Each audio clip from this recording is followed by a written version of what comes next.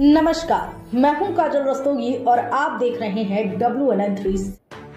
वाह रे कलयुग, कौन कहता है कि लोग देश में बेरोजगार हैं। अरे भले ही नौकरी सरकार साहब ने दी हो या न दी हो, हम में किताबों की योग्यता हो न हो, हम में ज्ञान हो या न हो, लेकिन ठगी की कला तो है ना साहब। उत्तर प्रदेश के जनपद कानपुर नगर पुलिस कमिश्नरेट ने आज पति पत्नी को गिरफ्तार किया जो RBI के अधिकारी बनकर लोगों के साथ ठगी कर रहे थे। अब बताइए साहब, कौन सी काकरोच पार्टी चाहिए और किसको रोजगार चाहिए। योग्यता आप में होनी चाहिए, भले ही पुलिस आपको पकड़ के जेल डाल। देखिए, जितेंद्र कुमार नाम के व्यक्ति हैं जो कानपुर के रहने वाले हैं।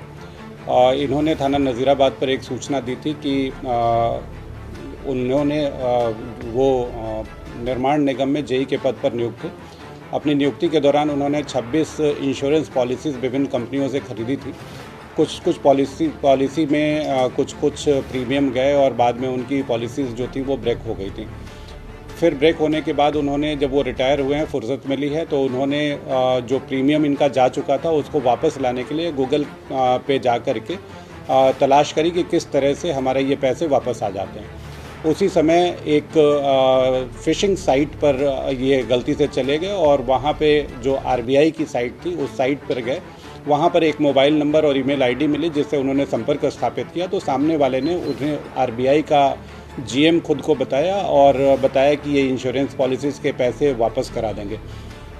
उस फिशिंग साइट्स के थ्रू ये लगातार उनके संपर्क में बने रहे और धीरे धीरे करते करते झांसे में ला करके इनसे 95 लाख रुपए जितेंद्र कुमार से पैसे अपने अकाउंट में ट्रांसफ़र करा लिए। ये पैसे इनकी जो दोषी है उसके और उसकी पत्नी के अकाउंट में ट्रांसफ़र किए गए। इस सूचना के आधार पर तत्काल अभियोग पंजीकृत कर लिया गया था। विस्तृत विवेचना की गई और विवेचना में दोनों जो अभियुक्त थे, पति पत्नी दोनों अभियुक्त हैं, इनको गिरफ्तार कर लिया गया है। इनके कब्जे से जो ईमेल आईडी जिस लैपटॉप में चल रही थी, जिसमें फिशिंग साइट्स बनाई गई थी, उनको कब्जे में ले लिया गया है। मोबाइल वगैरह पकड़ा गया है। साथ में इस पैसे से जो एक XUV खरीदी थी इन्होंने, वो बरामद कर ली गई है। विस्तृत पूछताछ की जा रही है। निश्चित रूप से ये पहली घटना नहीं है इस फिशिंग साइट के थ्रू जो इन्होंने धोखाधड़ी करी है, और भी करी होगी। उसके बारे में जानकारी इकट्ठी की जा रही है। जो भी आगे पूछताछ में प्रकाश में आएगा उनके आधार पर आगे कार्रवाई करेंगे।